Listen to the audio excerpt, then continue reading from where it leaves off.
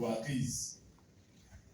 I come from Isinjiro district in a constituency called Bukanga. Bukanga is a constituency that borders Tanzania. The last constituency at the border. So I come from Bukanga County in Isinjiro district. My background is not big.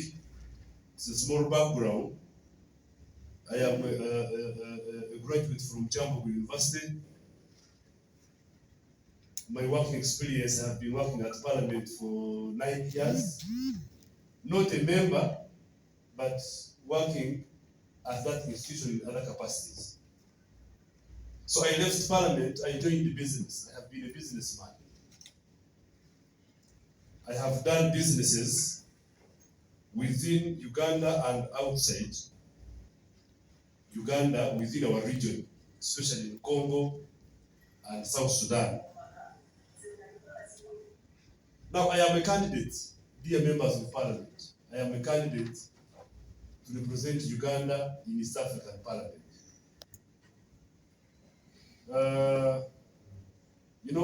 By 1969, it is when we had the first attempt to have East African Federation. 1969, 7 years after we had gotten our independence. So through Mwalimu Julius Nyerere, he looked at Tanzania in terms of development. Tanzania cannot be enough for Tanzanians. He called the president of Kenya and Uganda. By then, East African community had 3 members. So they started East African community with 3 members: Uganda, Kenya, and Tanzania. That was the wisdom of Mwalimu Kambarage Nyerere. So, 10 years after the East African community collapsed, I am coming with the reason why I'm going to East African Parliament.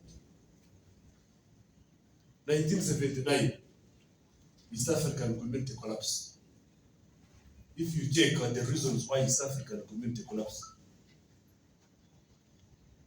different political interests, darling economic interests, small things that can be ideologically handled, but they caused the collapse of our region. That was the time when our own president here was attacking Tanzania in 1979. You can imagine having a family and then your brother attacks you. So East African community collapsed.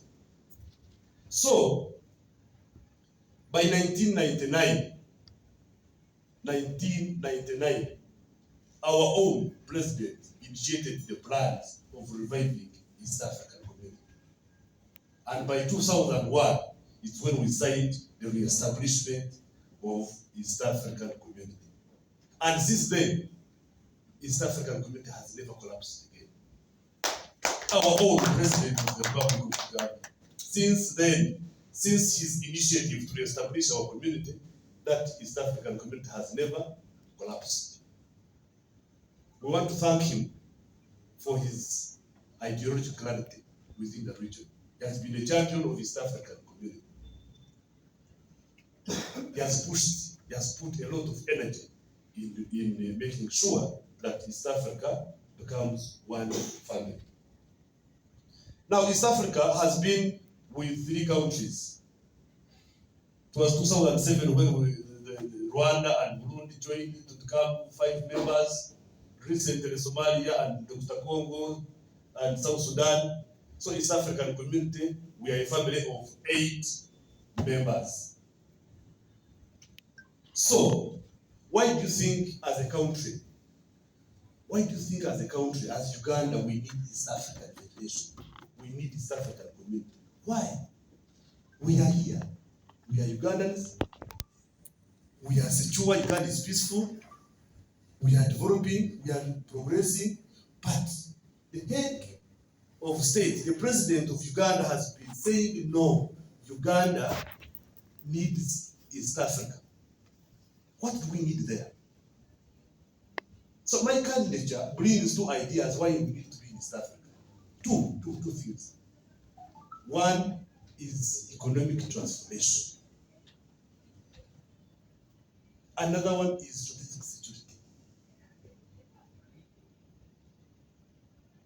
When we talk of strategic security, we mean if Uganda is secure here, our UPDF has done a great job in our country.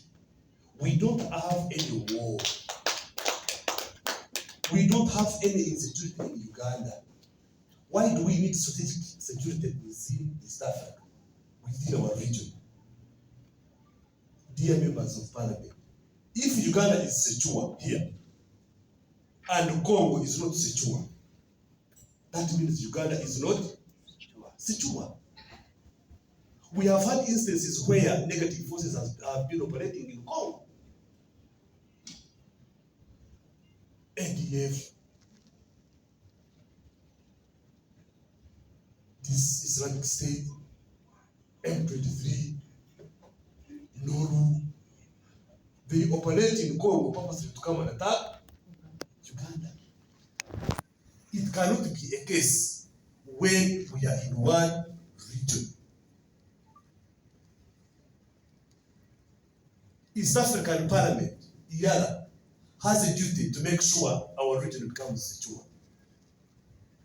Yes, I appreciate there was an effort to establish East African Standby Force to make sure it can deal with insecurities within our region. Madam, you're welcome. Within our region, insecurity within our region. So when we have East African Standby Force that can be able to deal with any insecurity within our region, even if we have peace in Uganda and there is no peace in Rwanda, that East African Standby Force, if it is mandated with its clear structures and establishment, with a